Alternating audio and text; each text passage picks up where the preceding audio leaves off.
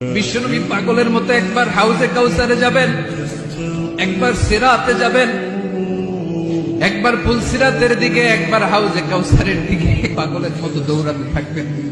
তার কোন গুনাহগার উম্মত যাতে জাহান্নামে ঢুকে না যায়, সেদিন কেউ সুপারিশ করতে পারবে না বিশ্বনবী ছাড়া। এজন্য 5 নম্বর আল্লাহ বললেন, মান যাল্লাযী ইয়াশফাউ ইনদাহু ইল্লা বিইযনিহি। কার সাহস আছে, কার এত বড় বুকের পাটা কিয়ামতের কঠিন দিন আল্লাহর সামনে দাঁড়িয়ে সুপারিশ করবে? কারো ক্ষমতা নেই, কারো ক্ষমতা নাই। বিশ্বনবী সিজদায় পড়ে উম্মতের জন্য কাঁদবেন, সবাই কাঁদবে, নফসি নফসি, আল্লাহ আমারে বাঁচাও, আল্লাহ আমারে বাঁচাও। বিশ্বনবী বলবেন, উম্মতি উম্মতি। বিশ্বনবী আমার জন্য কাঁদবেন, আপনার